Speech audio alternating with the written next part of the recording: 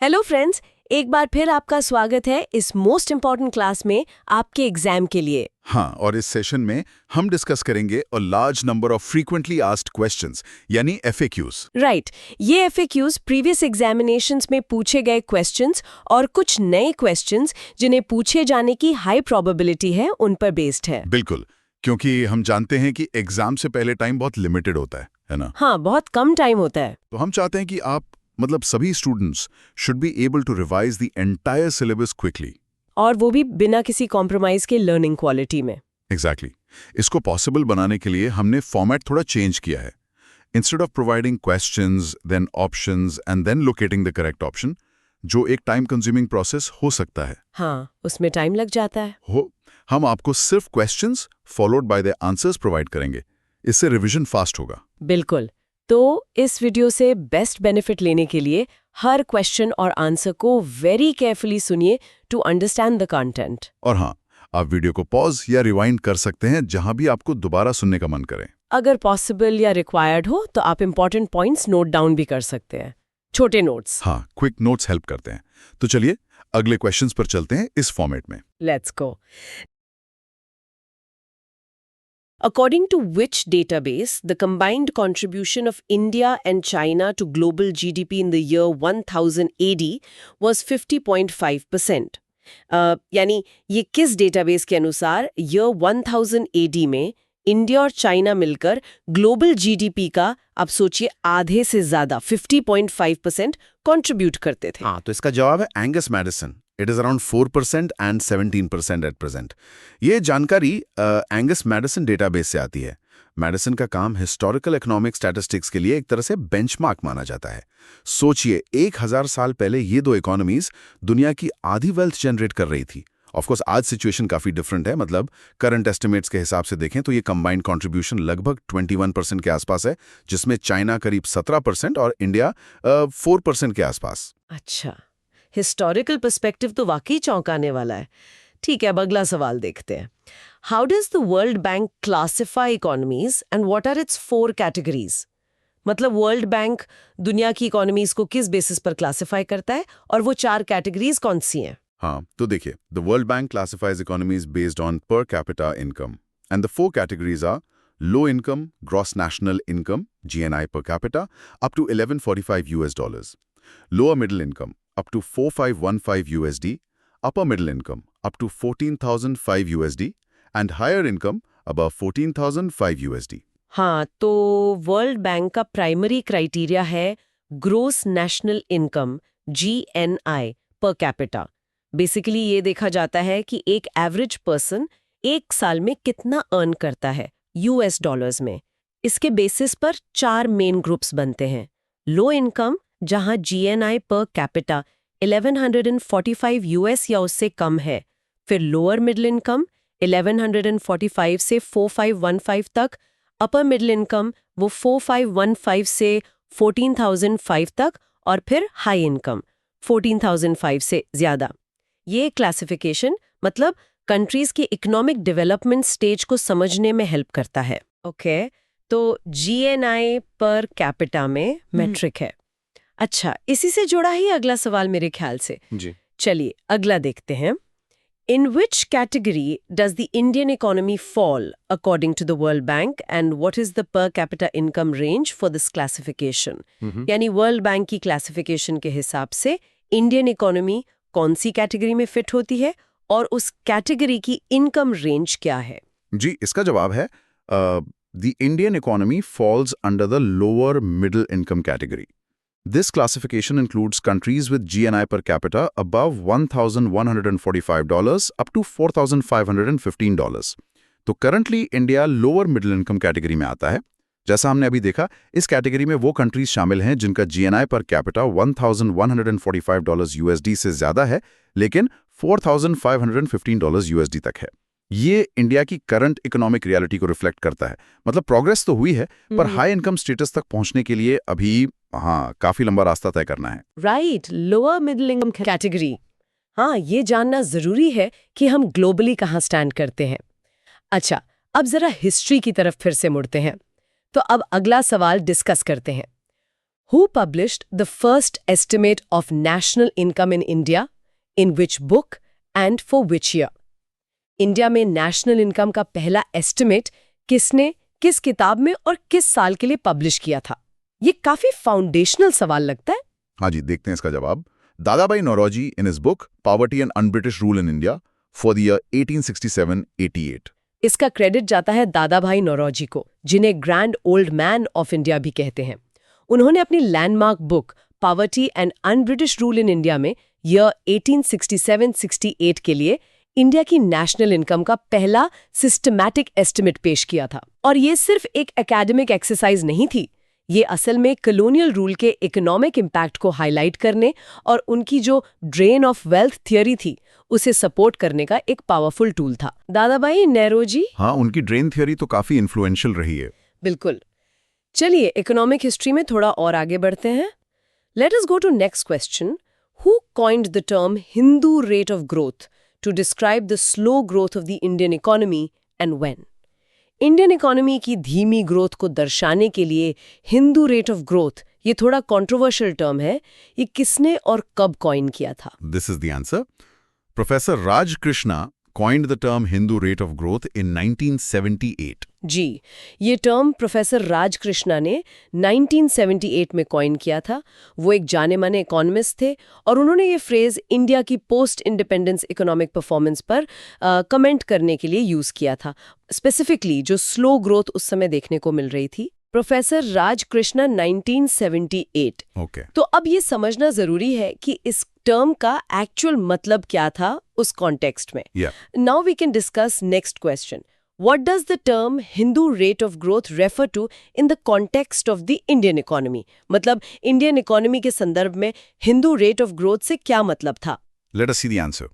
It refers to the low annual growth rate of India's planned economy, which remained around 3.5% from the 1950s to the 1980s, while the average per capita income growth was 1.3%. Basically, ये term point करता है India की planned economy के दौर की sluggish annual growth rate की तरफ। 1950 से लेकर 1980s तक लगभग 3 दशकों तक इंडिया की एवरेज जीडीपी ग्रोथ रेट वो स्टबनली 3.5% के आसपास ही अटकी रही और पर कैपिटा इनकम ग्रोथ तो और भी कम थी, करीब 1.3%। तो प्रोफेसर कृष्णा का आर्ग्यूमेंट था कि ये रेट फ्रस्ट्रेटिंगली लो है इंडिया के पोटेंशियल के मुकाबले। 3.5% लगभग 30 साल तक। हाँ, आज के स्टैंडर्ड से तो ये वाकई बहुत स्लो लगता है। तो सवाल उठता है कि इस स्लो फेज से इंडिया कब बाहर निकला? Let us go to next question. When did India succeed in breaking the curse of the Hindu rate of growth? India इस हिंदू रेट ऑफ ग्रोथ के दौर से कब उबर पाया? This is the answer. During the 6th 5-year plan 1980 to 1985। ये break through आया 6th 5-year plan के दौरान, जो 1980 से 1985 तक चला। इस पीरियड में इंडिया की average growth rate significantly accelerate हुई, मतलब 3.5% के ब्रैकेट को डिसाइसिवली क्रॉस करते हुए। इसे इंडियन इकोनॉमी की ट्रेजेक्टरी में एक इंपॉर्टेंट टर्निंग पॉइंट माना जाता है, 1991 के मेजर रिफॉर्म्स से पहले भी। 6th 5-year plan 1980-85। अच्छा, ये तो प्री लिबरलाइजेशन था। इंटरेस्टिंग। आप थोड़ा रीसेंट पास्ट की तरफ आते हैं। Now we can discuss next question. What revolutionary policies were implemented in the Indian economy between 2008 and 2021? यानी 2008 से 2021 के बीच के पीरियड में इंडियन इकोनॉमी में कौन सी मेजर या कह लें रेवोल्यूशनरी पॉलिसीज लागू की गईं? Let's see the answer. These policies included Goods and Services Tax, GST, Insolvency and Bankruptcy Code, IBC, Corporate Tax Cuts, and Demonetization. हाँ, इस दौरान कई सिग्निफिकेंट पॉलिसी चेंजेस हुए। इनमें सबसे प्रोमिनेंट थे एक तो goods and services tax, GST, जिसने इंडिया के कॉम्प्लेक्स इनडायरेक्ट टैक्स स्ट्रक्चर को यूनिफाई किया। दूसरा insolvency and bankruptcy code, IBC, जिसका एम था स्ट्रेस्ड एसेट्स के रेजोल्यूशन प्रोसेस को फास्ट ट्रैक करना। फिर कॉर्पोरेट टैक्सेस में काफी बड़ी कटौती की गई और हाँ, डीमोनेटाइजेशन भी इसी पीरियड में हुआ। ये सभी पॉलिसीज काफी एम्बिशियस थीं और इकोनॉमी पर इनका कह सकते हैं बड़ा और डिबेटेड इम्पैक्ट रहा है। GST, IBC, tax cuts, demonetisation, हाँ बिल्कुल काफी बड़े चेंजेस थे ये। अब एक और इम्पॉर्टेंट इकोनॉमिक कॉन्सेप्ट पर आते हैं। Let us go to next question.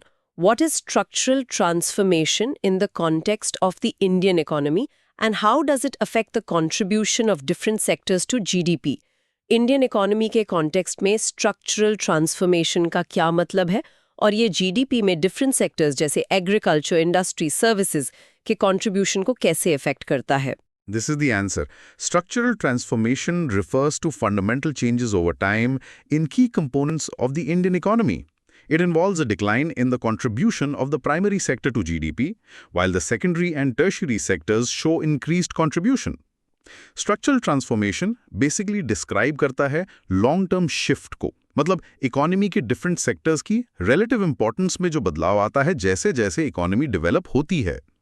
Typically इसमें प्राइमरी सेक्टर यानी एग्रीकल्चर और रिलेटेड एक्टिविटीज का शेयर जीडीपी में ग्रेजुअली कम होता जाता है. साइमल्टेनियसली सेकेंडरी सेक्टर जो मैन्युफैक्चरिंग इंडस्ट्री है और टर्शरी सेक्टर सर्विसेज का शेयर जीडीपी में बढ़ता है. ये पैटर्न ज्यादातर डेवलपिंग इकोनॉमीज में देखा जाता है एंड इसे इकोनॉमिक मॉडर्नाइजेशन और डेवलपमेंट का एक साइन माना जाता है. तो एग्रीकल्चर का शेयर कम होना और इंडस्ट्री सर्विसेज का बढ़ना, हाँ, ये स्ट्रक्चरल ट्रांसफॉर्मेशन का की इंडिकेटर है. समझ गई. अच्छा, अब इंडिया की करंट ग्लोबल स्टैंडिंग पर एक नज़र डालते हैं. Now we can discuss next question. According to the IMF World Economic Outlook of April 2025, what is India's global ranking in GDP based on purchasing power parity या PPP?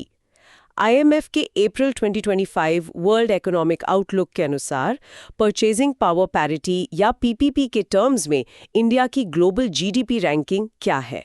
Let's see the answer. In terms of GDP based on PPP, India ranked third globally after the United States and China. जी, PPP basis पर देखें तो India दुनिया की तीसरी सबसे बड़ी इकोनॉमी है as per the IMF's April 2025 projection. इस रैंकिंग में सिर्फ यूनाइटेड स्टेट्स और चाइना ही इंडिया से आगे हैं. PPP मेथड जो है वो डिफरेंट कंट्रीज में कॉस्ट ऑफ लिविंग के डिफरेंसेस को एडजस्ट करता है, जिससे इकोनॉमीज के एक्चुअल साइज का आप कह सकते हैं बेटर कंपैरिजन हो पाता है मार्केट एक्सचेंज रेट्स के मुकाबले. Third largest in PPP terms. हाँ, ये तो काफी सिग्निफिकेंट है.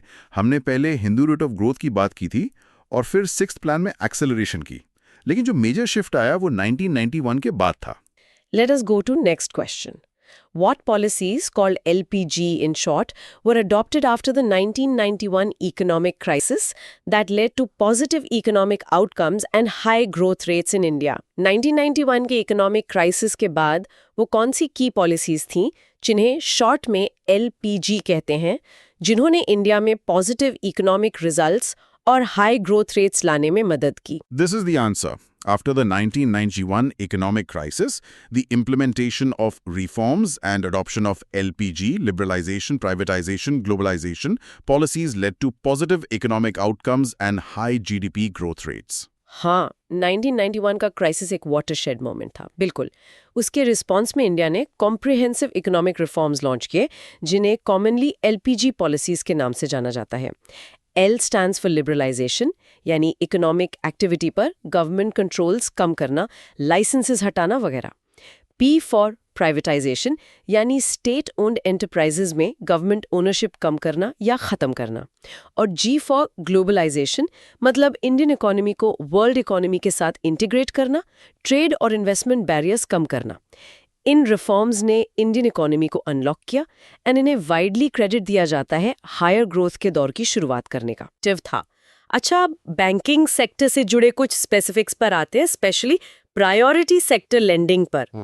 Now we can discuss next question. Which of the following is a category of priority sector lending as per Reserve Bank of India priority sector lending targets and classifications Directions 2025. Options हैं 1. Agriculture, 2. Micro, small and medium enterprises, 3. Export and import credit, 4. Education, 5. Housing and real estate, 6. Social infrastructure, 7. Renewable energy, 8. Others. RBI के 2025 के Priority Sector Lending PSL Directions के अनुसार इनमें से कौन-कौन सी categories PSL में आती हैं? Let us see the answer. 1, 2, 4, 6, 7, 8. 3 is export credit only and not import. And 5 is only housing and not real estate. हाँ, तो आरबीआई के डायरेक्शंस के मुताबिक जो कैटेगरीज प्रायोरिटी सेक्टर लेंडिंग में इंक्लूड होती हैं वो हैं number 1 agriculture, 2 micro small and medium enterprises यानी MSMEs, 4 education, 6 social infrastructure, 7 renewable energy और 8 अदर्स। इसमें कुछ स्पेसिफिक सब कैटेगरीज आती हैं।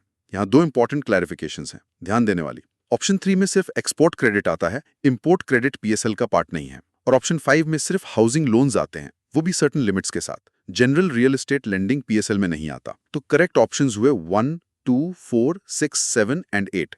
अच्छा, एक्सपोर्ट क्रेडिट और हाउसिंग पे क्लैरिफिकेशन के लिए शुक्रिया।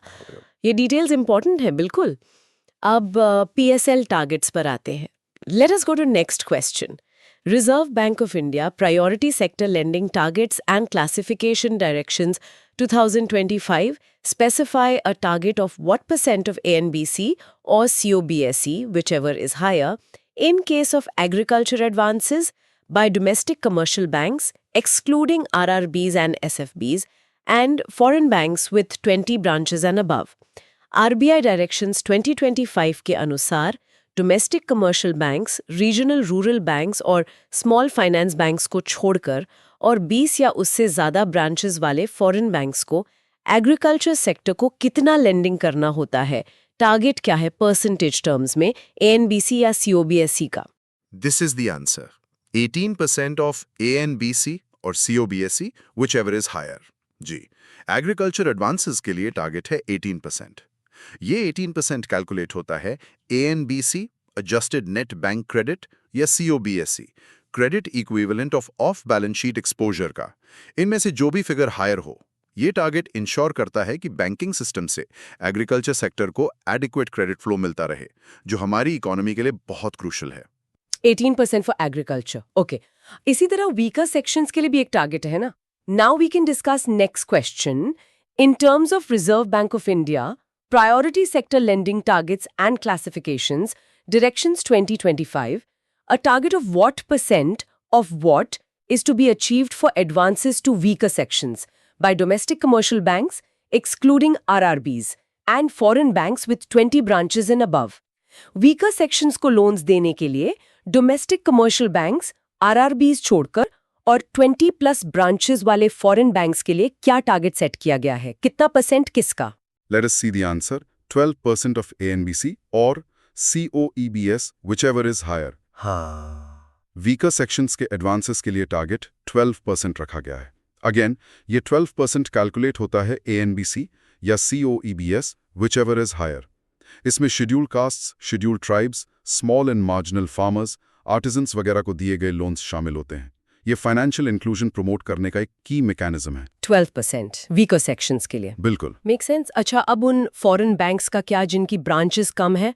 Late us go to next question. As per Reserve Bank of India, Priority Sector Lending Targets and Classification Directions 2025, in case of foreign banks with less than 20 branches, what should be the minimum % of advances other than export credit to be classified as priority sector lending?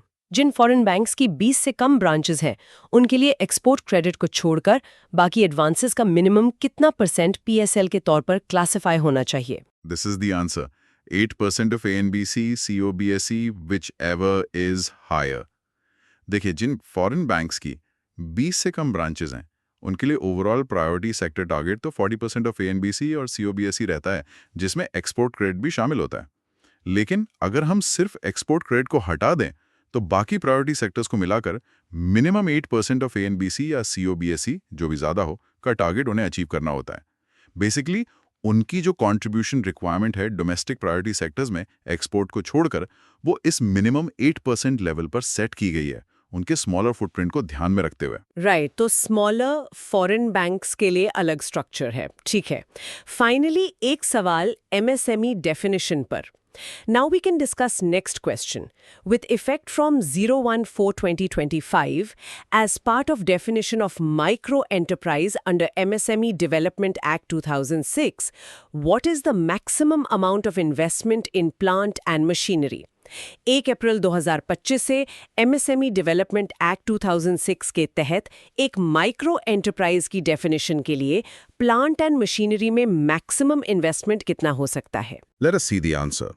2.5 crores. There is other condition of annual turnover also which is restricted to 10 crores. जी 1 अप्रैल 2025 से जो revised definition effective होगी उसके अनुसार micro enterprise कहलाने के लिए plant and machinery या equipment में इन्वेस्टमेंट 2.5 करोड़ रुपए से ज्यादा नहीं होना चाहिए। इसके साथ एक और क्राइटेरियन है एनुअल टर्नओवर का। एनुअल टर्नओवर भी 10 करोड़ रुपए से ज्यादा नहीं होना चाहिए। सो ये एक कंपोजिट क्राइटेरिया है जिसमें इन्वेस्टमेंट और टर्नओवर लिमिट्स दोनों शामिल हैं। ये एमएसएमईज की डेफिनेशन को अपडेट करने का पार्ट है ताकि पॉलिसीज बेटर टारगेटेड हो सकें।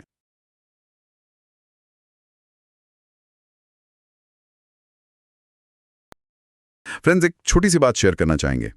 पिछले 30 से ज्यादा सालों से हमने हमारी ऑर्गेनाइजेशन ने 10 लाख से ज्यादा बैंकर्स को सर्व किया है। हाँ, उनके जेआईबी, सीआईआईबी, प्रमोशन एग्जाम्स पास करने में मदद की है। कैसे? By providing latest best quality and exam focused video lessons and PDF content. ये कंटेंट 3 चीजों के लिए है। 1 कॉन्सेप्ट अंडरस्टैंडिंग के लिए, जो बहुत जरूरी है। हाँ। 2 practising the questions, practice makes perfect, हाँ बिल्कुल। और 3 practising the case studies. Case studies भी इंपॉर्टेंट पार्ट है एग्जाम्स का।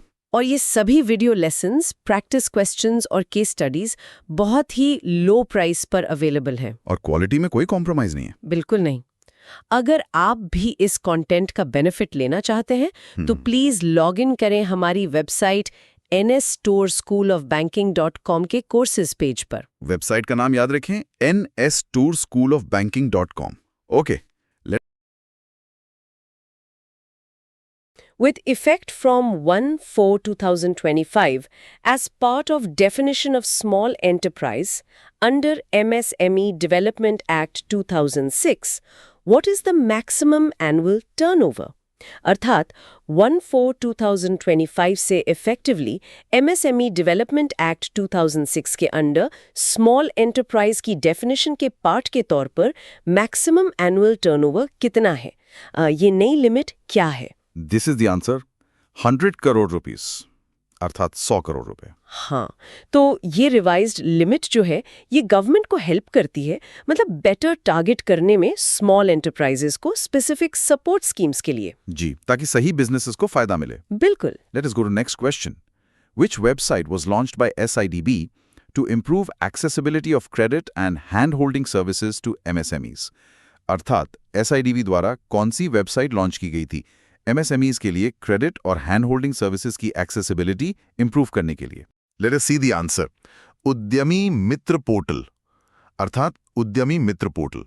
ये पोर्टल आप कह सकते हैं एक वन स्टॉप प्लेटफॉर्म की तरह एक्ट करता है, जिससे MSMEs के लिए फाइनेंस और एडवाइजरी सर्विसेज एक्सेस करना सिग्निफिकेंटली सिंपलर हो जाता है। अच्छा, मतलब सब कुछ एक ही जगह पर। हाँ, काफी हद तक। Now we can discuss next question.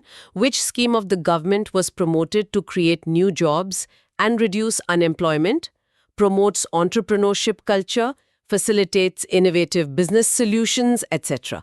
अर्थात गवर्नमेंट की कौन सी स्कीम प्रमोट की गई थी न्यू जॉब्स क्रिएट करने, अनएम्प्लॉयमेंट रिड्यूस करने, एंटरप्रेन्योरशिप कल्चर को प्रमोट करने और इनोवेटिव बिजनेस सॉल्यूशंस को फैसिलिटेट करने के लिए? This is the answer, a scheme for promotion of innovation, rural industries and entrepreneurship, अर्थात Aspire scheme.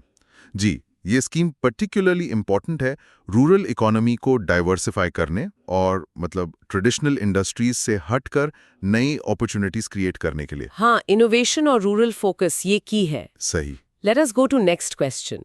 What is the significant impact of infrastructure on the circulation of commodities and raw materials within an economy? अर्थात infrastructure का economy के अंदर commodities और raw materials के circulation पर क्या significant impact होता है? Let us see the answer. Infrastructure facilitates the circulation of commodities and raw materials, eliminating inefficiencies and resulting in the effective use of scarce resources. अर्थात infrastructure circulation को facilitate करता है, inefficiencies को eliminate करता है और स्केर्स रिसोर्सेज का effective use result करता है, देखिए, इम्प्रूव्ड कनेक्टिविटी सीधे तौर पर लॉजिस्टिक्स कॉस्ट्स को रिड्यूस करती है और ओवरऑल इकोनॉमिक प्रोडक्टिविटी को बूस्ट करती है। बिल्कुल, स्मूथ फ्लो बहुत जरूरी है। Now we can discuss next question. Define soft infrastructure and identify some key institutions that fall under this category, highlighting their importance in keeping an economy operational. अर्थात soft infrastructure को define कीजिए और कुछ की institutions identify कीजिए जो इस category में फॉल करते हैं, उनकी इंपॉर्टेंस हाईलाइट करते हुए इकोनॉमी को ऑपरेशनल रखने में। This is the answer. Soft infrastructure refers to institutions that are essential to keep the economy running, such as financial, educational, healthcare, and law enforcement organizations. अर्थात soft infrastructure उन institutions को refer करता है जो economy को running रखने के लिए एसेंशियल हैं, जैसे कि फाइनेंशियल, एजुकेशनल, हेल्थ केयर और लॉ एनफोर्समेंट ऑर्गेनाइजेशंस। ये इंस्टीट्यूशंस असल में वो ह्यूमन कैपिटल और सोसाइटल फ्रेमवर्क प्रोवाइड करते हैं जिसके ऊपर फिजिकल इंफ्रास्ट्रक्चर इफेक्टिवली फंक्शन कर सकता है। अच्छा, तो ये फिजिकल इंफ्रा का सपोर्ट सिस्टम हुआ एक तरह से? हाँ, बिल्कुल कह सकते हैं। Let us go to next question. What are the primary responsibilities of the central and state pollution control boards, and these are established under which act? अर्थात सेंट्रल और स्टेट पोल्यूशन कंट्रोल बोर्ड्स की primary responsibilities क्या हैं और ये किस act के under establish किए गए हैं? Let us see the answer. These boards are responsible for the prevention and control of water pollution, and these were established under Water Prevention and Control of Pollution Act 1974. अर्थात ये boards water pollution के prevention और control के लिए responsible हैं और इन्हें water prevention and control of pollution act 1974 के अंडर एस्टैब्लिश किया गया था। इनका रोल बहुत क्रूशल है सस्टेनेबल डेवलपमेंट इंश्योर करने के लिए, वाइटल वाटर रिसोर्सेज को डिग्रेडेशन से प्रोटेक्ट करके।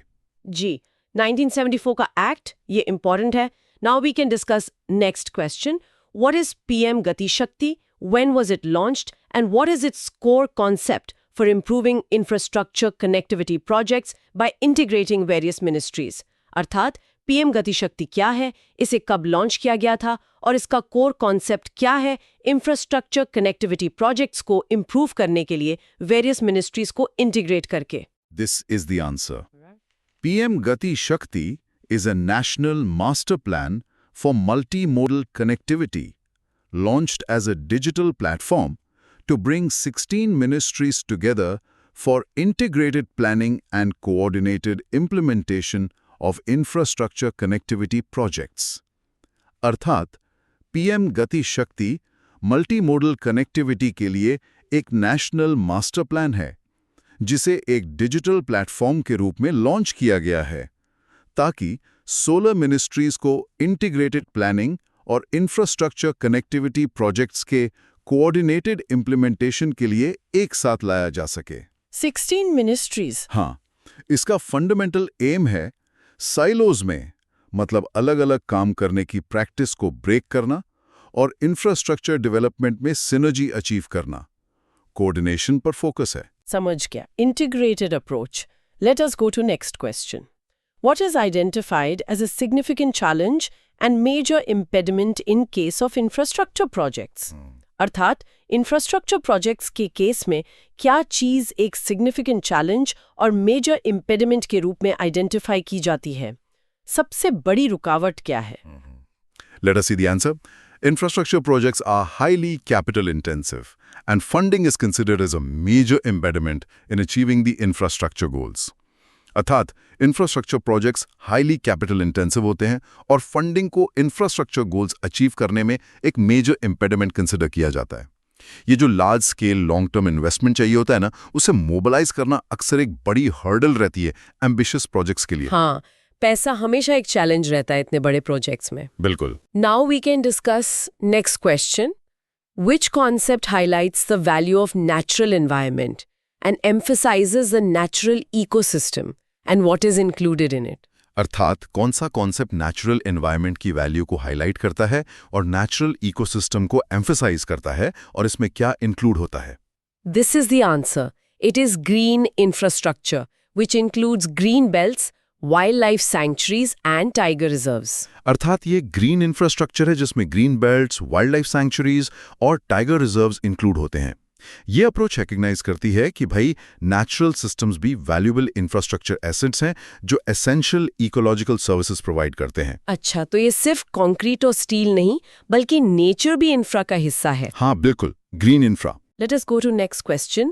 Which amendment to the Indian Constitution and in what year introduced Article 21A to establish free and compulsory education as a fundamental right for children aged 6 to 14 years? अर्थात Indian constitution में कौन सा amendment और किस year में article 21A introduce किया गया जिससे 6 to 14 इयर्स के एज के चिल्ड्रन के लिए फ्री और कंपल्सरी एजुकेशन को एक फंडामेंटल राइट एस्टैब्लिश किया गया। Let us see the answer. The Constitution 86th Amendment Act of 2002 incorporated Article 21A into the Indian Constitution to provide free and compulsory education to all children aged 6 to 14 years as a fundamental right. अर्थात Constitution 86th Amendment Act 2002 ने Article 21A को Indian constitution में incorporate किया ताकि सभी 6 to 14 years के as के children को फ्री और कंपल्सरी एजुकेशन एक फंडामेंटल राइट के रूप में प्रोवाइड किया जा सके। 2002 का 86th अमेंडमेंट। जी हाँ, ये अमेंडमेंट एक लैंडमार्क स्टेप था एजुकेशन को यूनिवर्सली एक्सेसिबल बनाने की दिशा में, right to education. Now we can discuss next question. What is the primary purpose of the PM Ayushman Bharat Health Infrastructure Mission, PMABHIM, and what levels of healthcare systems does it aim to enhance, including addressing new and emerging diseases? अर्थात PM Ayushman Bharat health infrastructure mission PMABHIM का primary purpose क्या है और यह health care systems के किन levels को enhance करने का एम रखता है जिसमें न्यू और इमर्जिंग डिजीजेस को एड्रेस करना भी शामिल है। This is the answer. The PM Ayushman Bharat Health Infrastructure Mission, PMABHIM, has been designed to improve primary, secondary, and tertiary care health systems and to establish new institutions to address the diagnosis and treatment of new and emerging illnesses. अर्थात PMABHIM को primary, secondary और tertiary के health systems को improve करने के लिए design किया गया है और न्यू इंस्टीट्यूशंस एस्टैब्लिश करने के लिए ताकि न्यू और इमर्जिंग इलनेसेस की डायग्नोसिस और ट्रीटमेंट एड्रेस की जा सके। तो मतलब तीनों लेवल्स पर, प्राइमरी, सेकेंडरी, टर्शरी। हाँ, इस मिशन का फोकस है हेल्थ केयर इंफ्रास्ट्रक्चर में जो गैप्स हैं उनको फिल करना, पर्टिकुलरली पब्लिक हेल्थ सर्वेलेंस और क्रिटिकल केयर कैपेबिलिटीज में। फ्यूचर प्रूफिंग हेल्थ इंफ्रा कह सकते हैं। Let us go to next question. How does the World Trade Organization, WTO, define or describe the concept of globalization, specifically in terms of cross-border movements of economic factors? अर्थात World Trade Organisation WTO globalisation के concept को कैसे define या describe करता है, specifically economic factors के cross border movements के terms में WTO का क्या कहना है? Let us see the answer. WTO describes globalization as the development towards unrestricted cross-border flows of goods and services, capital and labor force. अर्थात WTO globalization को goods and services, capital और labor force के unrestricted cross-border flows की तरफ development के रूप में describe करता है। ये definition economic integration और barriers के reduction पर emphasize करती है इंटरनेशनल लेवल पर। अनरिस्ट्रिक्टेड फ्लो, ये की टर्म है जी। Now we can discuss next question. What are some of the key factors or reasons that contribute to the widespread acceptance and adoption of globalization among nations? अर्थात nations के बीच globalization के widespread acceptance और adoption में contribute करने वाले कुछ key factors या reasons क्या हैं? मतलब क्यों देश इसे अपनाते हैं? This is the answer. Globalization's wider acceptance is due to investment, the proliferation of technology, robust institutions, effective macroeconomic policies, an educated workforce, and the presence of a market economy. अर्थात globalisation का wider acceptance, investment, technology का proliferation, robust institutions, effective macro economic policies, एक educated workforce और market economy की presence के कारण है। ये सारे फैक्टर्स मिलकर एक एनेबलिंग एनवायरनमेंट क्रिएट करते हैं जहां कंट्रीज ग्लोबलाइजेशन से पोटेंशियल बेनिफिट्स डिराइव कर सकते हैं। तो ये सब चीजें हों तो ग्लोबलाइजेशन ज्यादा सक्सेसफुल होता है। बिल्कुल, ये सपोर्टिव एलिमेंट्स हैं। Let us go to next question. Beyond its foundational pillars, what are the key characteristics that fair globalization must embody to ensure equitable outcomes and broad benefits for all nations and individuals? अर्थात इसके foundational pillars के अलावा fair globalisation को कौन सी की characteristics embody करनी चाहिए ताकि सभी नेशंस और इंडिविजुअल्स के लिए इक्विटेबल आउटकम्स और ब्रॉड बेनिफिट्स इंश्योर किए जा सकें। मतलब सिर्फ ग्लोबलाइजेशन नहीं, फेयर ग्लोबलाइजेशन कैसा हो? Let us see the answer. It must be fair, inclusive, democratically governed, and provide opportunities and tangible benefits to all countries and people. अर्थात ये fair, inclusive, democratically governed होना चाहिए और सभी countries और लोगों को opportunities और tangible benefits provide करना चाहिए। यहाँ फोकस सिर्फ इकोनॉमिक ग्रोथ पे नहीं, बल्कि उस ग्रोथ के डिस्ट्रीब्यूशन और उसके सोशल इम्प्लीकेशंस पर भी है। फेयरनेस और इंक्लूसिविटी जरूरी है जी, ताकि फायदे सब तक पहुंचे। Now we can discuss next question. What is protectionism in the context of international trade and what is its primary objective when a government implements measures to restrict or prohibit global commerce? अर्थात international trade के context में protectionism क्या है और इसका primary objective क्या होता है जब एक गवर्नमेंट ग्लोबल कॉमर्स को रिस्ट्रिक्ट या प्रोहिबिट करने के लिए मेजर्स इंप्लीमेंट करती है। This is the answer. When a government enacts laws that restrict or prohibit international trade, it is participating in protectionism, which frequently attempts to protect home producers and workers from foreign competition. अर्थात जब एक government international trade को restrict या prohibit करने वाले laws enact करती है तो वो प्रोटेक्शनिज्म में पार्टिसिपेट कर रही होती है, जो फ्रीक्वेंटली होम प्रोड्यूसर्स और वर्कर्स को फॉरेन कंपटीशन से प्रोटेक्ट करने का अटेम्प्ट करता है। ये पॉलिसीज अक्सर टैरिफ्स, कोटाज या नॉन टैरिफ बैरियर्स के फॉर्म में आती हैं। मतलब अपनी डोमेस्टिक इंडस्ट्री को बचाने के लिए ट्रेड रिस्ट्रिक्शंस लगाना। हाँ, मुख्य उद्देश्य यही होता है।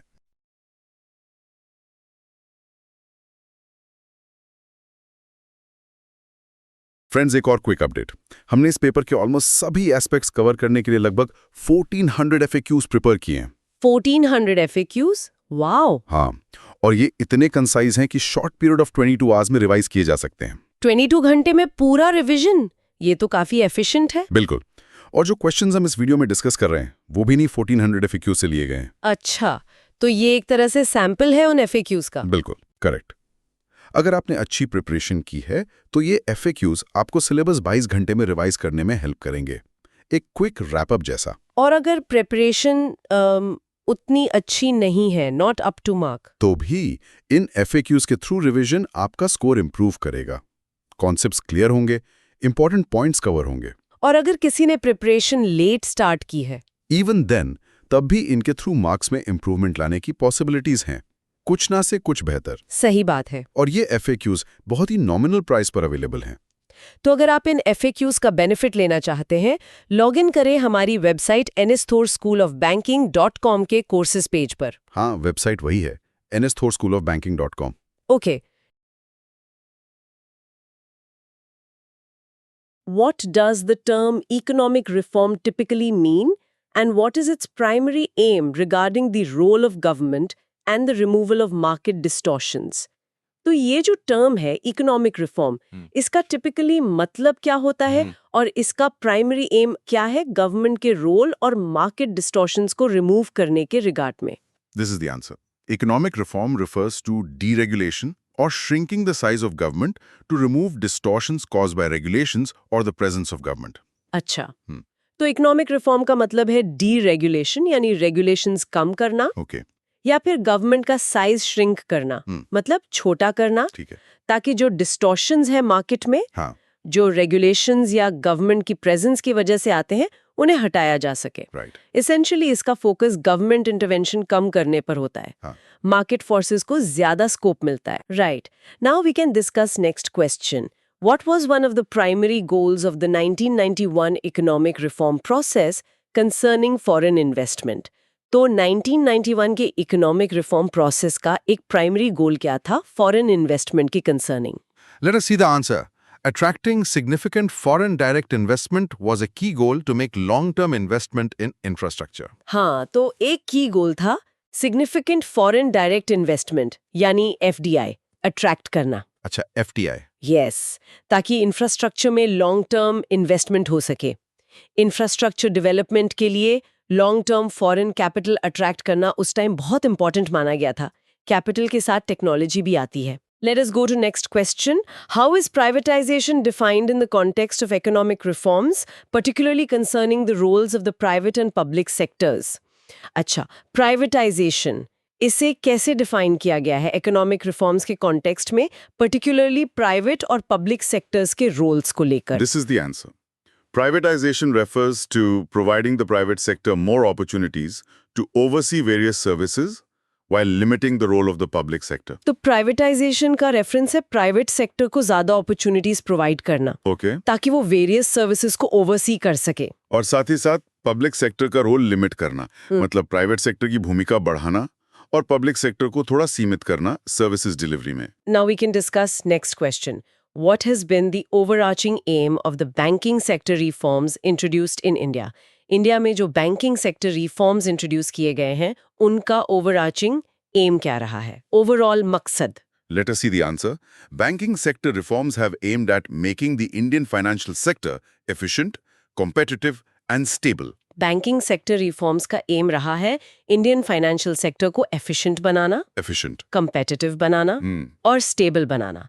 ये तीन चीजें इंपॉर्टेंट है, यानी फाइनेंशियल सिस्टम को ज्यादा कुशल, प्रतिस्पर्धी और स्थिर बनाना। स्टेबिलिटी बहुत जरूरी थी। Let us go to next question.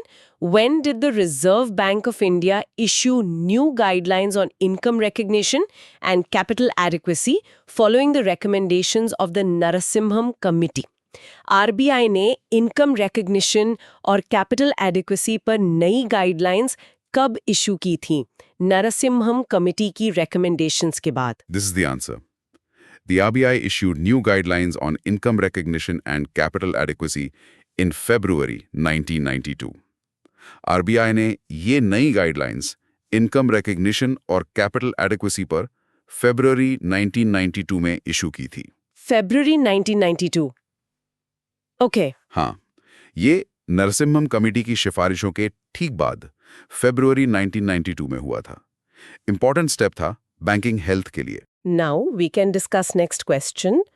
What key institutional establishment was made as the apex supervisory authority for commercial banks, financial institutions, FIs, and non-banking financial companies, NBFCs, as part of supervisory reforms? कौन सा की institutional establishment किया गया था as apex supervisory authority commercial banks, FIs और NBFCs के लिए supervisory reforms के पार्ट के तौर पर? Let us see the answer. The Board for Financial Supervision was established as the apex supervisory authority for commercial banks, FIs and non-banking financial companies. The Board for Financial Supervision established किया गया था। अच्छा, board for financial supervision. हाँ, ये apex supervisory authority बनी commercial banks, financial institutions यानी FIs और non banking financial companies NBFCs के लिए। तो एक तरह से बोर्ड फॉर फाइनेंशियल सुपरविजन को इन सभी फाइनेंशियल इंस्टीट्यूशंस के लिए टॉप सुपरवाइजरी बॉडी बना दिया गया, unified supervision. Let us go to next question. What are the key measures included in market reforms aimed at enhancing efficiency and transparency in the financial sector, particularly concerning interest rates and government securities?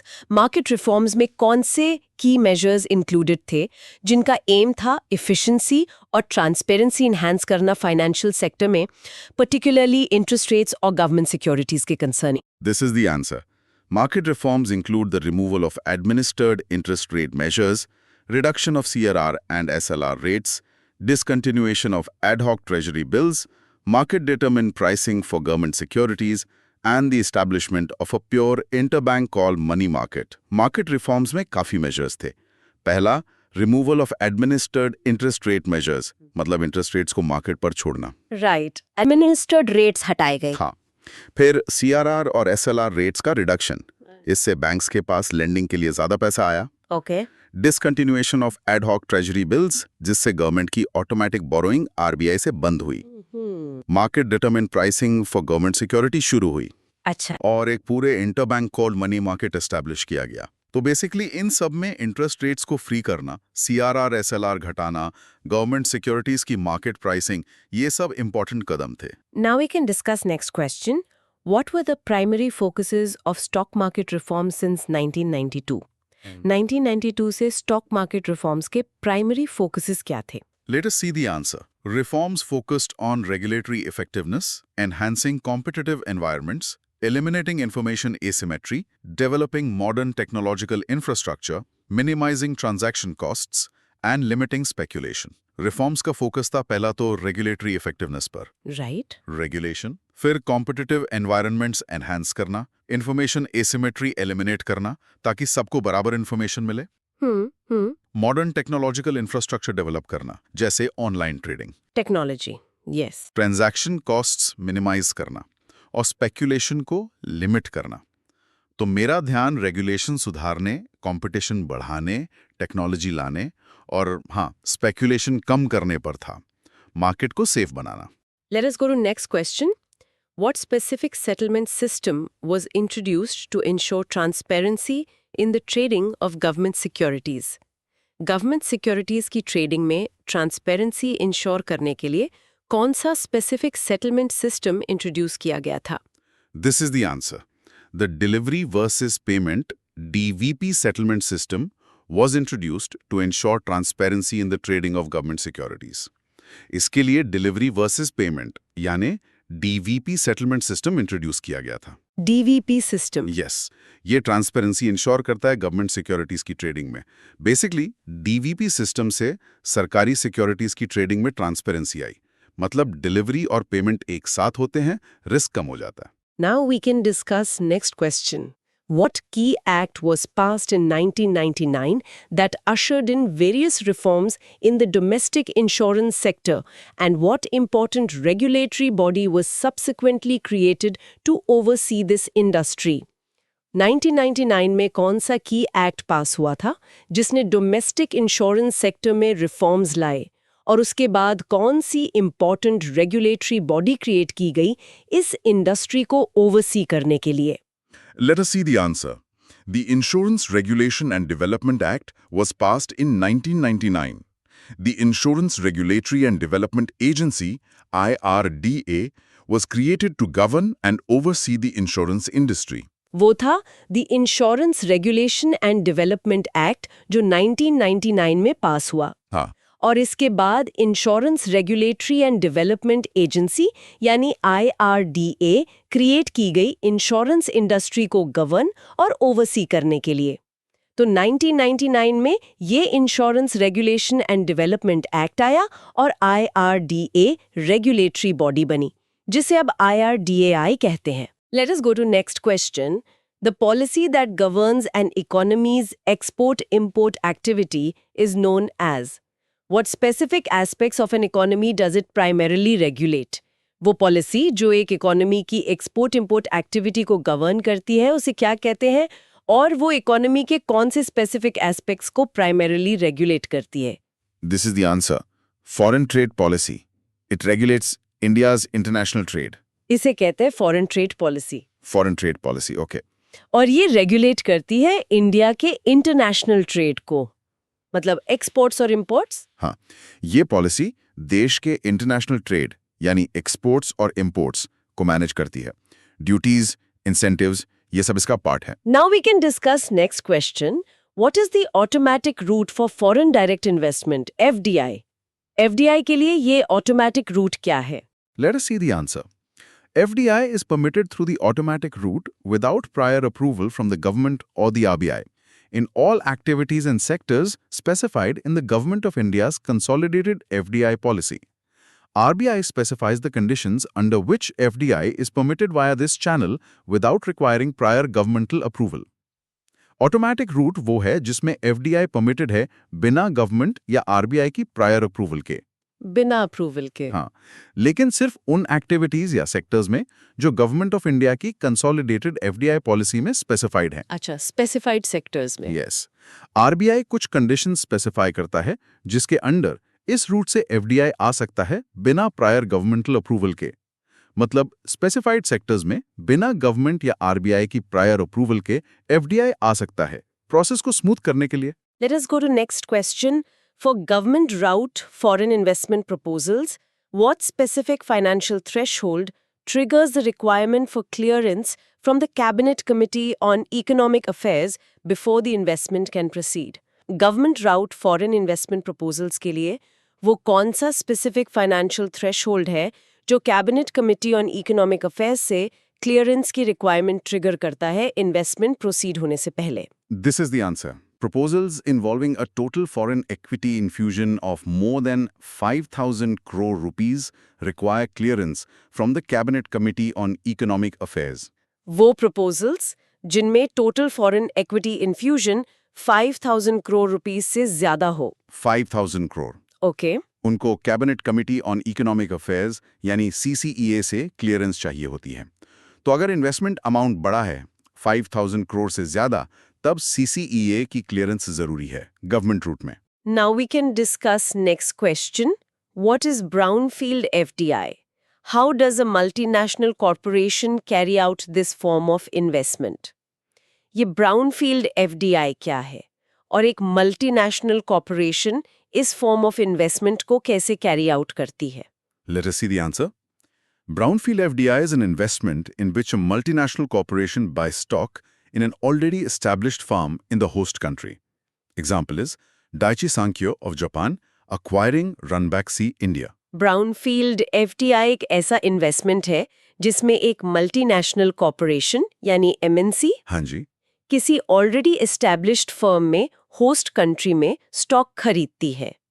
मतलब existing company में invest करती है। existing company में Yes, जैसे example दिया है, Japan की Daiichi सैंक्यो ने रैनबैक्सी इंडिया को एक्वायर किया था।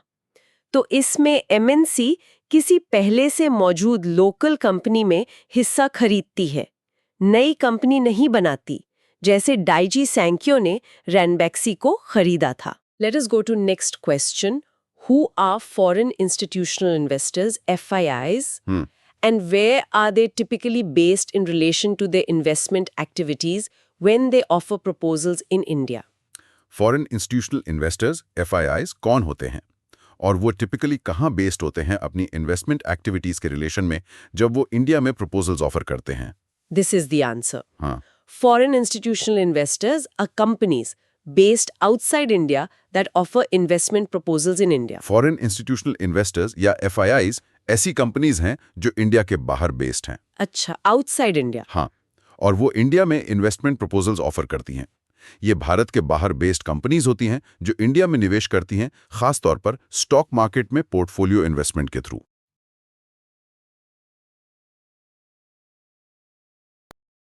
फ्रेंड्स, एक छोटी सी बात शेयर करना चाहेंगे। पिछले 30 से ज्यादा सालों से हमने हमारी ऑर्गेनाइजेशन ने 10 लाख से ज्यादा बैंकर्स को सर्व किया है। हाँ, उनके JIB, CIIB प्रमोशन एग्जाम्स पास करने में मदद की है। कैसे? By providing latest best quality and exam focused video lessons and PDF content. ये कंटेंट 3 चीजों के लिए है। 1 कॉन्सेप्ट अंडरस्टैंडिंग के लिए। जो बहुत जरूरी है। हाँ। 2 practising the questions. Practice makes perfect, हाँ? बिल्कुल। और 3 practising the case studies. Case studies भी इंपॉर्टेंट पार्ट है एग्जाम्स का।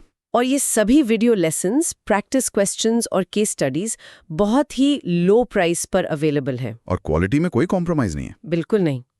अगर आप भी इस कंटेंट का बेनिफिट लेना चाहते हैं तो प्लीज लॉग इन करें हमारी वेबसाइट nstourschoolofbanking.com के कोर्सेज पेज पर। वेबसाइट का नाम याद रखें, nstourschoolofbanking.com। ओके, तो अगला सवाल देखते हैं। How do foreign institutional investors FIIs and non resident Indians NRIs typically acquire shares or debentures in Indian companies? And what is the role of SEBI in their operations within the country's capital market performance? मतलब FIIs और NRIs आमतौर पर Indian companies में shares या debentures कैसे खरीदते हैं और इसमें सेबी का क्या रोल होता है? हाँ, तो इसका जवाब ये है, Under this arrangement, FIIs, NRIs can acquire shares, debentures in Indian companies through Indian stock exchanges, and FIIs are registered with SEBI, playing an essential part in a country's capital market performance. देखिए सीधा सा तरीका है, FIIs और NRIs जो हैं वो Indian stock exchange के जरिए ही इंडियन कंपनीज में शेयर्स या डिबेंचर्स ले सकते हैं। अच्छा, मतलब स्टॉक मार्केट से ही खरीदते हैं। हाँ, और खास तौर पे FIIs के लिए उन्हें सेबी मतलब securities and exchange board of India के साथ रजिस्टर्ड होना पड़ता है। तो सेबी का रोल यहाँ रेगुलेटर का हुआ। बिल्कुल, सेबी ये सुनिश्चित करता है कि ये निवेश नियमों के तहत हों। FIIs देश के कैपिटल मार्केट परफॉर्मेंस में अहम रोल निभाते हैं और सेबी का रेगुलेटरी ओवरसाइट मतलब उनकी निगरानी इन इन्वेस्टर्स के लिए काफी महत्वपूर्ण है। इससे बाजार में पारदर्शिता बनी रहती है। ठीक है, ये समझ आया। अब इस पे बात करते हैं। Compare foreign direct investment FDI and foreign institutional investment FII in terms of their stability and the risk of capital flight, especially under adverse economic or political conditions or due to collective investor behavior. यानी FDI और FII को उनकी stability और capital flight के risk के आधार पर अगर हम कंपेयर करें, खासकर जब आर्थिक या राजनीतिक हालात ठीक ना हो। देखिए इसका जवाब ये है, FDI is stable with hardly any threat of capital flight, while FII is generally volatile with the threat of capital flight always present during economic slowdowns, political instability or because of herd behavior of short-term capital. इसमें काफी बड़ा फर्क है। FDI जो है वो काफी stable माना जाता है। स्टेबल मतलब इसमें कैपिटल फ्लाइट यानी अचानक से पैसा देश से बाहर चले जाने का खतरा लगभग 9 के बराबर है। ये लॉन्ग टर्म निवेश होता है जैसे फैक्ट्री लगाना वगैरह। अच्छा। और FII दूसरी तरफ आमतौर पर वॉलेटाइल होता है, मतलब अस्थिर। अगर इकोनॉमी धीमी पड़ जाए या कोई पॉलिटिकल उथल-पुथल हो या फिर हर्ड बिहेवियर दिखे। हर्ड बिहेवियर मतलब सब एक साथ बेचने लगे। हाँ बिल्कुल, अगर ऐसा कुछ होता है तो FIIs बहुत तेजी से पैसा निकाल सकते हैं, तो कैपिटल फ्लाइट का खतरा FII के साथ हमेशा बना रहता है। इसीलिए FDI को लॉन्ग टर्म कमिटमेंट माना जाता है FII के मुकाबले। समझ गया। FDI मतलब लंबी रेस का घोड़ा और FII थोड़ा शॉर्ट टर्म जैसा। हाँ, मोटे तौर पे कह सकते हैं। चलिए अगला सवाल देखते हैं। Beyond merely increasing national income, what broader range of transformations does economic development encompass that collectively contribute to a society's material progress? मतलब सिर्फ नेशनल इनकम बढ़ने के अलावा इकोनॉमिक डेवलपमेंट में और क्या-क्या बदलाव शामिल होते हैं जो समाज की मटेरियल प्रोग्रेस में योगदान देते हैं? हाँ, तो इसका जवाब ये है, apart from national income growth, economic development encompasses social, cultural, political and economic developments that contribute to material progress। ये बहुत अच्छा सवाल है। देखिए, सिर्फ नेशनल इनकम बढ़ना ही डेवलपमेंट नहीं है। तो फिर क्या है? इकोनॉमिक डेवलपमेंट एक बहुत व्यापक मतलब ब्रॉड कॉन्सेप्ट है। इसमें नेशनल इनकम ग्रोथ के अलावा सामाजिक, सांस्कृतिक, राजनैतिक और आर्थिक ये सभी तरह के विकास शामिल है जो मिलकर समाज की मटेरियल प्रोग्रेस यानी भौतिक उन्नति में योगदान देते हैं। अच्छा, मतलब होलिस्टिक अप्रोच है ये। सिर्फ पैसा नहीं बल्कि समाज का ओवरऑल सुधार। बिल्कुल, डेवलपमेंट सिर्फ पैसों की ग्रोथ नहीं बल्कि समाज की पूरी बेहतरी है। ठीक है, अब इस पे बात करते हैं। Distinguish between economic growth and economic development. Economic growth और इकोनॉमिक डेवलपमेंट में क्या फर्क है? ये जुड़े हुए लगते हैं पर शायद है नहीं। देखिए, इसका जवाब यह है, economic growth refers to the increment in the amount of goods and services produced in an economy, whereas economic development refers to the reduction and elimination of poverty, unemployment and inequality within the context of a growing economy. हाँ, जुड़े हैं पर अलग हैं। Economic growth का सीधा मतलब है कि किसी इकोनॉमी में गुड्स और सर्विसेज का प्रोडक्शन कितना बढ़ा। ये एक क्वांटिटेटिव चीज है, मतलब मात्रा से जुड़ी हुई। ठीक है, मतलब जीडीपी ग्रोथ। हाँ, कह सकते हैं। जबकि इकोनॉमिक डेवलपमेंट का मतलब है गरीबी, बेरोजगारी और असमानता को कम करना या खत्म करना, और वो भी एक बढ़ती हुई इकोनॉमी के संदर्भ में। तो डेवलपमेंट क्वांटिटेटिव के साथ साथ क्वालिटेटिव भी है, मतलब इसमें सुधार की गुणवत्ता भी देखी जाती है। ग्रोथ मतलब सिर्फ आकार बढ़ना, डेवलपमेंट मतलब बेहतर होना। सही। चलिए अगला सवाल देखते हैं। Name some of the key qualitative indicators utilised to assess and measure the progress of economic development in the country. तो फिर इस इकोनॉमिक डेवलपमेंट की प्रोग्रेस को आंकने या नापने के लिए कौन से मुख्य क्वालिटेटिव इंडिकेटर्स इस्तेमाल होते हैं? हाँ, तो इसका जवाब ये है, indicators of economic development include the human development index HDI, human poverty index HPI, Gini coefficient, gender development index GDI, balance of trade and physical quality of life index PQLI। हाँ, इसके लिए कई इंडिकेटर्स हैं जो सिर्फ income नहीं देखते। जैसे ह्यूमन डेवलपमेंट इंडेक्स यानी HDI, इसमें शिक्षा, स्वास्थ्य और आय तीनों देखे जाते हैं। फिर है ह्यूमन पॉवर्टी इंडेक्स HPI, गिनी कोएफिशिएंट जो आय की असमानता बताता है, जेंडर डेवलपमेंट इंडेक्स GDI जो लैंगिक असमानता मापता है, बैलेंस ऑफ ट्रेड भी एक सूचक है, और physical quality of life index PQLI भी है।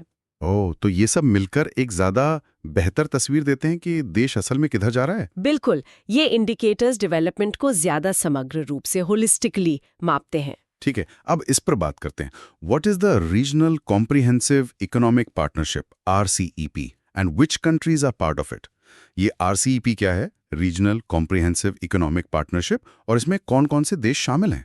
काफी सुना था इसके बारे में। FTA between the 10 ASEAN member countries and their 5 FTA partners, Australia, चीन, Japan, New Zealand and the Republic of Korea। RCP एक बहुत बड़ा फ्री ट्रेड एग्रीमेंट है, मतलब मुफ्त व्यापार समझौता। इसमें 10 आसियान देश हैं। आसियान मतलब साउथ ईस्ट एशिया वाले देश। हाँ, जैसे Indonesia, Malaysia, Philippines, Singapore, Thailand वगैरह। और इनके साथ इनके 5 FTA पार्टनर्स हैं, ऑस्ट्रेलिया, चीन, जापान, न्यूजीलैंड और दक्षिण कोरिया। तो ये तो काफी बड़ा ग्रुप हो गया एशिया पैसिफिक का। हाँ, इसे दुनिया का सबसे बड़ा ट्रेडिंग ब्लॉक भी कहा जाता है। ये देश आपस में व्यापार आसान बनाने के लिए सहमत हुए हैं, टैरिफ कम करना, नियम आसान करना वगैरह। ठीक है, चलिए अगला सवाल देखते हैं। How does the international monetary fund IMF achieve it's goal? Which economic policies does it promote that are essential for productivity, job creation and economic welfare? IMF यानी इंटरनेशनल मॉनेटरी फंड अपना लक्ष्य कैसे हासिल करता है, और वो कौन सी इकोनॉमिक पॉलिसीज को बढ़ावा देता है जो प्रोडक्टिविटी, जॉब क्रिएशन और इकोनॉमिक वेलफेयर के लिए जरूरी हैं? हाँ, तो इसका जवाब ये है, The IMF fulfills its role by promoting economic policies that encourage financial stability and monetary cooperation, which are essential for productivity, job creation and economic welfare. IMF का मुख्य काम है ग्लोबल मॉनेटरी कोऑपरेशन और फाइनेंशियल स्टेबिलिटी को बढ़ावा देना। और ये कैसे करता है वो? ये ऐसी इकोनॉमिक पॉलिसीज को प्रमोट करके करता है जिनसे फाइनेंशियल स्टेबिलिटी और मॉनेटरी कोऑपरेशन बढ़े। ये मानता है कि ऐसी पॉलिसीज ही प्रोडक्टिविटी, रोजगार और आर्थिक कल्याण के लिए जरूरी हैं। इसमें वो सदस्य देशों को सलाह देता है, उनकी इकोनॉमी पर नजर रखता है और जरूरत पड़ने पर आर्थिक मदद भी देता है। अच्छा, तो अब इस पर बात करते हैं। How does the IMF monitor its member countries? Which economic policies must member countries follow? IMF अपने सदस्य देशों की निगरानी कैसे करता है? क्या देशों को उसकी पॉलिसीज माननी पड़ती हैं? देखिए, इसका जवाब ये है, IMF members are required to adopt economic policies consistent with the IMF's objectives, and the IMF has the legal authority to monitor compliance and regularly review the economic conditions of nearly every country. हाँ, निगरानी करता है। IMF के सदस्य देशों से उम्मीद की जाती है कि वो ऐसी नीतियां अपनाएं जो IMF के उद्देश्यों के अनुरूप हों। और अगर नापना है तब? देखिए, IMF के पास कानूनी अधिकार है कि वो इस चीज की निगरानी करे, मतलब मॉनिटर करे कि देश नीतियां मान रहे हैं या नहीं, और वो नियमित रूप से लगभग हर सदस्य देश की आर्थिक स्थिति का रिव्यू भी करता है।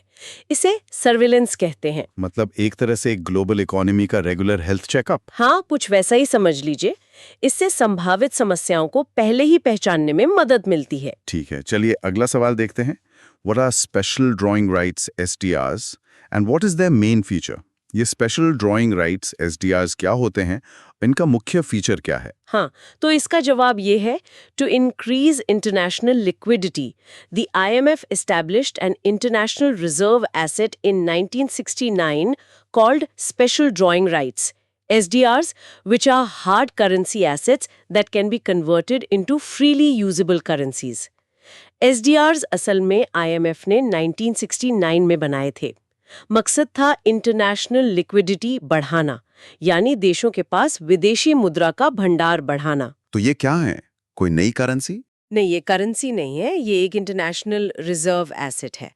आप इसे हार्ड करेंसी एसेट कह सकते हैं, जिसे जरूरत पड़ने पर आसानी से इस्तेमाल होने वाली करेंसीज में बदला जा सकता है। जैसे डॉलर, यूरो वगैरह? हाँ बिल्कुल, ये देशों के ऑफिशियल रिजर्व को सप्लीमेंट करते हैं, मतलब एक तरह से उनके रिजर्व को सपोर्ट करते हैं। दिलचस्प। अब इस पर बात करते हैं, how many votes does India have in the IMF and what is it's voting share?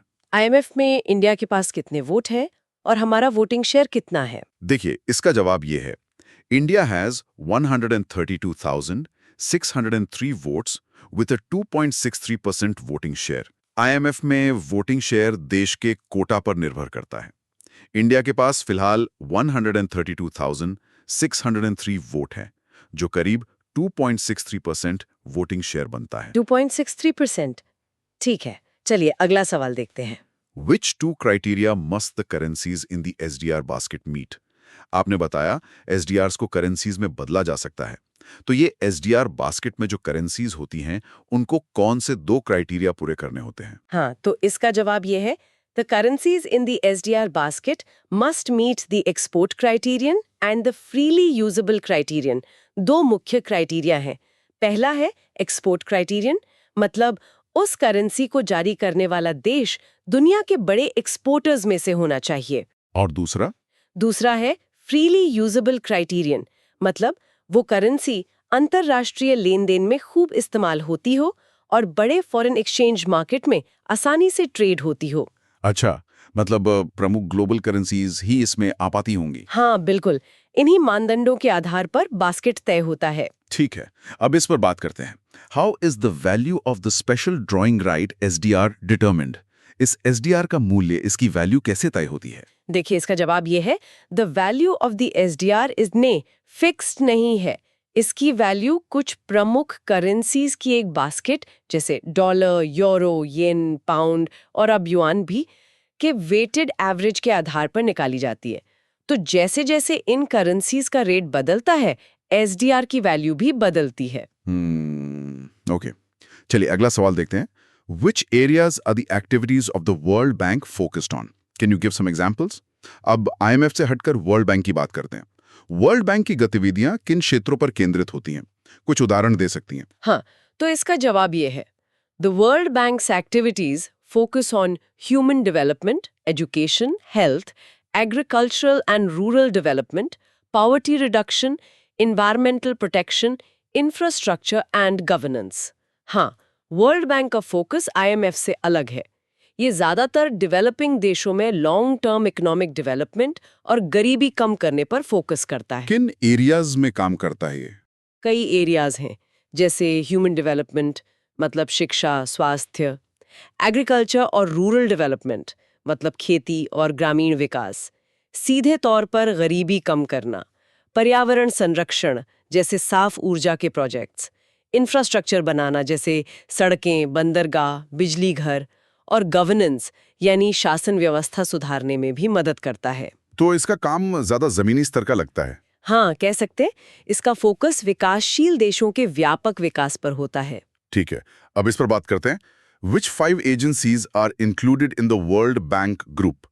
ये जो वर्ल्ड बैंक ग्रुप है, इसमें कौन-कौन सी 5 एजेंसियां शामिल हैं?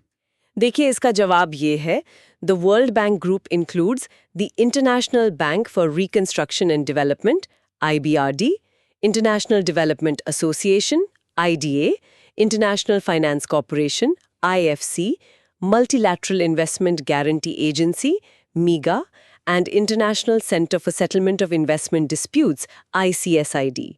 हाँ, वर्ल्ड बैंक में 5 मुख्य संस्थाएं हैं। कौन-कौन सी? पहली है IBRD, यानी international bank for reconstruction and development. ये मिडिल इनकम देशों को लोन देता है। दूसरी है IDA, इंटरनेशनल डेवलपमेंट एसोसिएशन। ये सबसे गरीब देशों को बहुत कम ब्याज पर लोन या ग्रांट देता है। अच्छा। तीसरी है IFC, इंटरनेशनल फाइनेंस कॉर्पोरेशन। ये डेवलपिंग देशों में प्राइवेट सेक्टर इन्वेस्टमेंट को बढ़ावा देती है। चौथी है मीगा, मल्टीलैटरल इन्वेस्टमेंट गारंटी एजेंसी। ये निवेशकों को पॉलिटिकल रिस्क के खिलाफ गारंटी देती है। और पांचवी है ICSID, international centre for settlement of investment disputes. ICSID ये क्या करती है? चलिए अगला सवाल यही है। When was the International Center for Settlement of Investment Disputes ICSID established and what is its main objective? To which organization does it belong? ये ICSID कब बना, इसका मुख्य उद्देश्य क्या है और ये किस ऑर्गेनाइजेशन का हिस्सा है? हाँ, तो इसका जवाब ये है ICSID was established in 1966 to provide arbitration and resolution of legal disputes between international investors and states, and it is a part of the World Bank Group. ICSID 1966 में बना था, ये वर्ल्ड बैंक ग्रुप का ही हिस्सा है।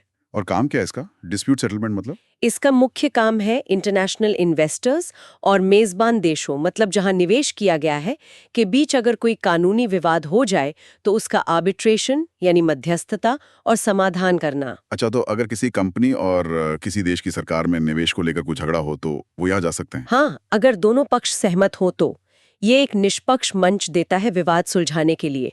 इससे international investment को बढ़ावा मिलता है, क्योंकि इन्वेस्टर्स को एक भरोसा रहता है कि विवाद सुलझाने का एक मैकेनिज्म मौजूद है।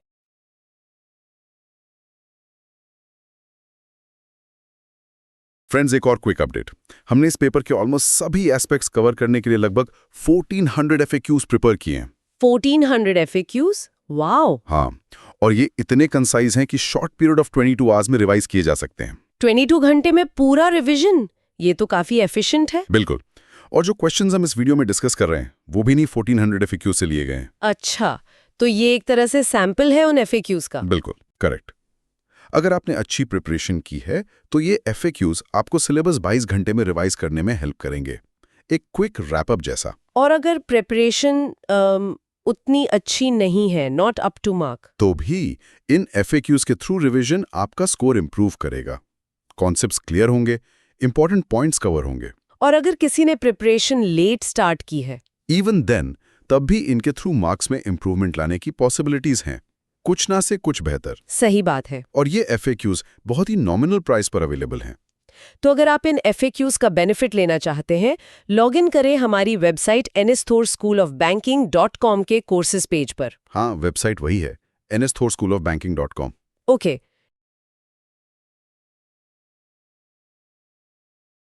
to next question. Question है, what is the main objective of the International Finance Corporation, IFC, and what does it promote in developing countries to reduce poverty and improve people's lives? ये सवाल पूछ रहा है कि international finance corporation मतलब IFC का मुख्य ऑब्जेक्टिव क्या है और ये डेवलपिंग कंट्रीज में पॉवर्टी कम करने और लोगों का जीवन सुधारने के लिए क्या प्रमोट करता है? This is the answer. Answer है, the IFC's objective is to promote private sector investment in developing countries as a means of reducing poverty and improving people's lives. तो basically IFC का उद्देश्य है डेवलपिंग कंट्रीज में private sector investment को promote करना। अच्छा, private sector investment. हाँ, ताकि पॉवर्टी कम हो और लोगों का जीवन बेहतर हो। एसेंशियली यह संस्था निजी क्षेत्र को विकास में भागीदार बनाने पर फोकस करती है। Now we can discuss next question. Question है, what is the International Bank for Reconstruction and Development, यानी IBRD, and how does it fulfill the mission of the World Bank Group? Which countries does it serve? ये सवाल है कि international bank for reconstruction and development यानी IBRD क्या है, ये world bank group का मिशन कैसे पूरा करता है और ये किन देशों को सर्विस प्रदान करता है? Let us see the answer. Answer है, the IBRD is an international development cooperative, functioning as the world's largest development bank by providing loans, guarantees, risk management solutions and advisory services to middle-income and credit-worthy low-income nations. Essentially, IBRD एक international development cooperative है। Cooperative. हाँ, और ये दुनिया का सबसे बड़ा development bank है जो मिडिल इनकम और क्रेडिट वर्दी लो इनकम देशों को loans, guarantees, risk management solutions और एडवाइजरी सर्विसेज देता है। ये वर्ल्ड बैंक ग्रुप की एक, आप कह सकते हैं, प्रमुख ऋण देने वाली शाखा है। Let us go to next question. Question है, of how many World Bank Group institutions is India a member And which institution is it not a member of? सवाल ये है कि वर्ल्ड बैंक ग्रुप की कितनी इंस्टीट्यूशंस का India member है और किस इंस्टीट्यूशन का मेंबर नहीं है। This is the answer. Answer है India is a member of 4 out of the 5 World Bank Group institutions except ICSID. यानी इंडिया जो है वर्ल्ड बैंक ग्रुप की 5 में से 4 इंस्टीट्यूशंस का मेंबर है। 4 का। हाँ, सिवाय ICSID के मतलब international centre for settlement of investment disputes. तो भारत अधिकांश विश्व बैंक समूहों का हिस्सा है, जो इसके ग्लोबल एंगेजमेंट को दिखाता है ना? हाँ। Let us see the answer. Answer है The World Trade Organization WTO was established on January 1, 1995. WTO की स्थापना हुई थी 1 जनवरी 1995 को। अच्छा, 1995 में। हाँ, ये ग्लोबल ट्रेड रूल्स को बनाने और लागू करने वाली प्रमुख संस्था है। Let us go to next question. Question है, what is the top decision-making body of the World Trade Organization WTO? And how often does it meet? WTO की top decision-making body कौन सी है और यह कितनी बार मिलती है? This is the answer. Answer है The top decision-making body of the WTO is the Ministerial Conference of Trade Commerce Ministers, which meets approximately every 2 years. WTO की top decision-making body है Ministerial Conference. Ministerial Conference. जी, इसमें सदस्य देशों के trade या commerce ministers शामिल होते हैं और ये मीटिंग लगभग हर 2 साल में होती है। यहीं पे आप कह सकते हैं ट्रेड एग्रीमेंट से जुड़े बड़े फैसले लिए जाते हैं। Now we can discuss next question. जी, Question है, when was the European Union EU formed, under which treaty, what is it, and which award did it receive in 2012? European union मतलब EU कब बना, किस ट्रीटी के तहत, ये क्या है और 2012 में इसे कौन सा अवार्ड मिला था? Let us see the answer. Answer है, the European Union EU was formed in 1993, following the signing of the Maastricht Treaty. It is an economic and political bloc of 28 nations, and it was awarded the Nobel Peace Prize in 2012. Later, UK moved out from EU. तो EU की स्थापना 1993 में हुई थी, Maastricht Treaty के बाद। Maastricht Treaty. हाँ, ये मूल रूप से 28 देशों का एक इकोनॉमिक और पॉलिटिकल ब्लॉक है, हालांकि बाद में यूके इससे बाहर चला गया और इसे 2012 में नोबेल पीस प्राइज मिला था। अच्छा, नोबेल पीस प्राइज भी? जी, सदस्य देशों के बीच पीस और कॉपरेशन को प्रमोट करने के लिए ये जाना जाता है। Let us go to next question.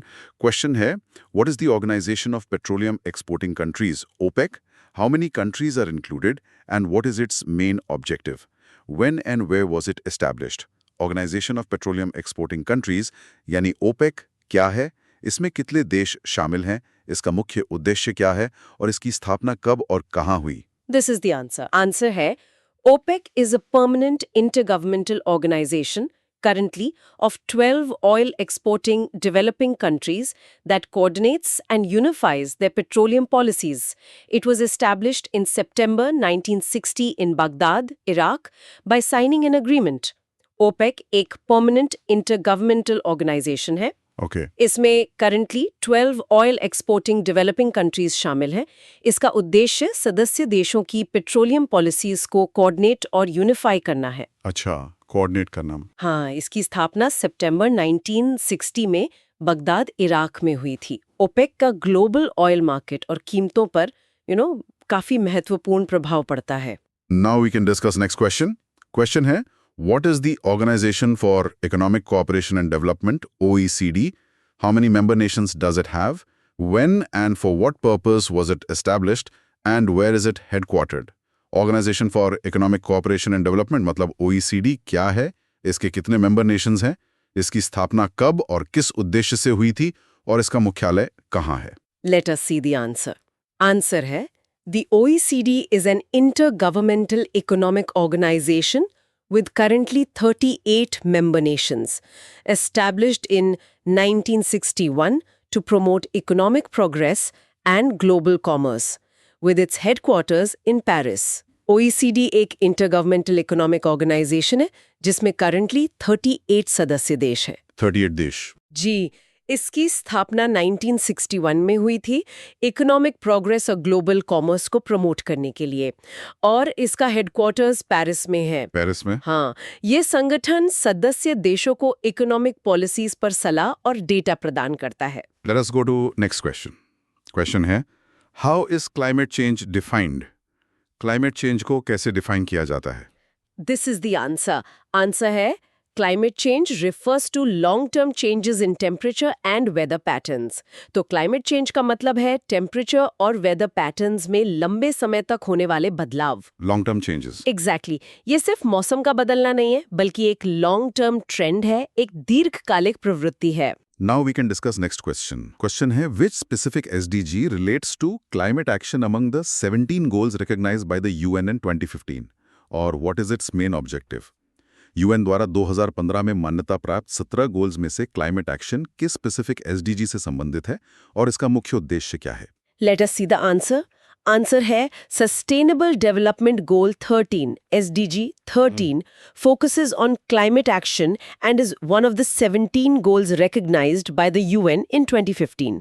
तो सस्टेनेबल डेवलपमेंट गोल 13 यानी SDG 13 क्लाइमेट एक्शन पर फोकस्ड है। एसडीजी 13। हाँ, और ये UN द्वारा मान्यता प्राप्त 17 सस्टेनेबल डेवलपमेंट गोल्स में से एक है। इसका मेन ऑब्जेक्टिव है क्लाइमेट चेंज और उसके प्रभावों से निपटने के लिए, मतलब अर्जेंट एक्शन लेना। Let us go to next question. Question है, which major government institution is responsible for coordinating the sustainable development goals in India and what is its role? India में सस्टेनेबल डेवलपमेंट गोल्स को coordinate करने की जिम्मेदारी किस प्रमुख सरकारी संस्था की है और इसका रोल क्या है? This is the answer. Answer है, in India, the coordination of SDGs is entrusted to the government's premier think tank, Niti Aayog. India में SDGs को कोऑर्डिनेट करने की जिम्मेदारी सरकार के प्रमुख थिंक टैंक नीति आयोग को दी गई है। नीति आयोग। जी हाँ, नीति आयोग इन लक्ष्यों की प्रोग्रेस की मॉनिटरिंग करता है और राज्यों के साथ कोऑर्डिनेशन का काम भी करता है। Now we can discuss next question. Question है, what is one major goal among India's Panchamrit commitments to tackle climate change and by which year is it to be achieved? India की पंचामृत commitments में climate change से निपटने के लिए एक प्रमुख गोल क्या है और इसे किस ईयर तक अचीव करना है? Let us see the answer. Answer है, one major goal of India's Panchamrit commitments is to achieve net zero emissions by 2070.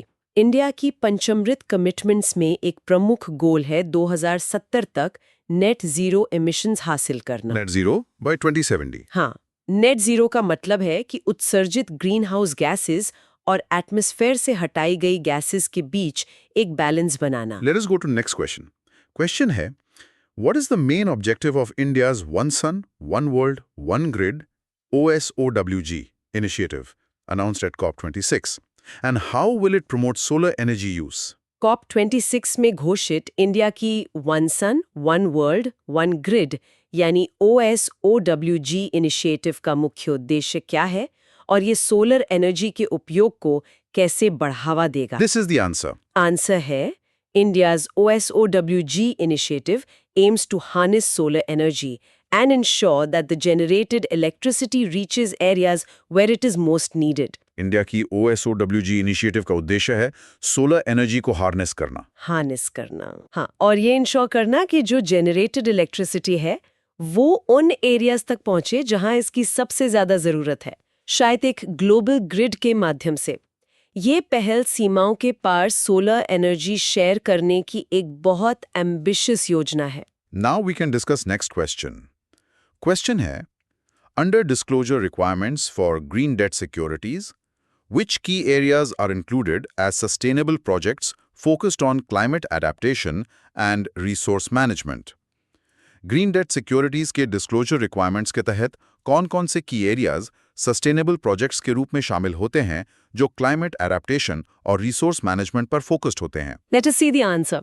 Answer है, sustainable projects include climate change adaptation, sustainable waste and water management, sustainable land use, including forestry and agriculture, and biodiversity conservation.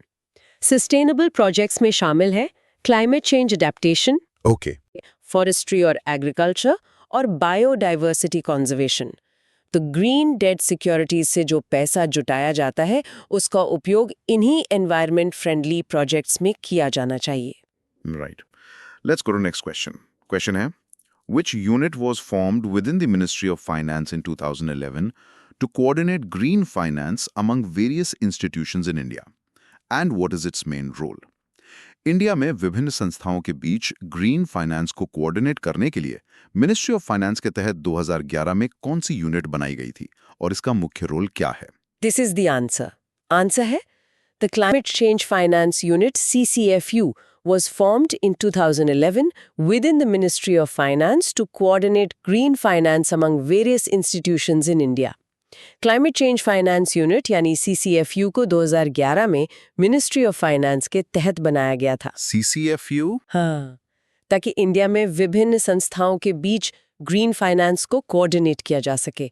यह unit green financing के लिए policies और coordination पर काम करती है। Now we can discuss next question.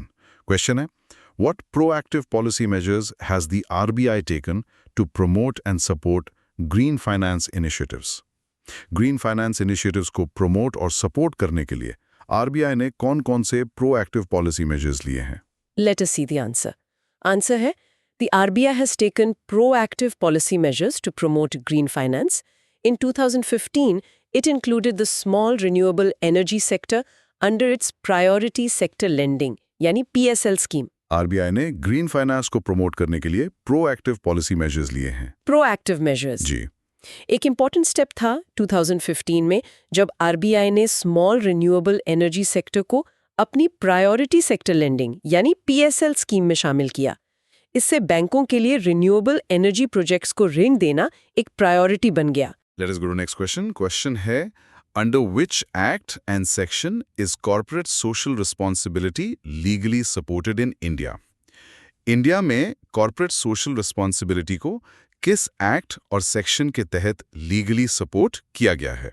This is the answer. Answer है CSR is legally supported under Section 135 of the Companies Act 2013. CSR को Companies Act 2013 के Section 135 के तहत लीगली सपोर्ट किया गया है। सेक्शन 135। हाँ, यह कानून बड़ी कंपनियों के लिए अपनी कमाई का एक हिस्सा सोशल और एनवायरमेंटल कार्यों पर खर्च करना मैंडेटरी बनाता है। फ्रेंड्स, हम होप करते हैं कि आपको सेशन यूजफुल लगा होगा। हमें मोटिवेट करने के लिए और ऐसे ही और सेशंस कंडक्ट करने के लिए आप इस वीडियो को लाइक कर सकते हैं और लिंक अपने फ्रेंड्स के साथ शेयर कर सकते हैं ताकि उनको भी बेनिफिट मिले। अगर आप चाहते हैं कि आपका कोई भी सेशन मिस ना हो तो चैनल बेल आइकन क्लिक करते हुए सब्सक्राइब कर सकते हैं। All the best to you and thank you.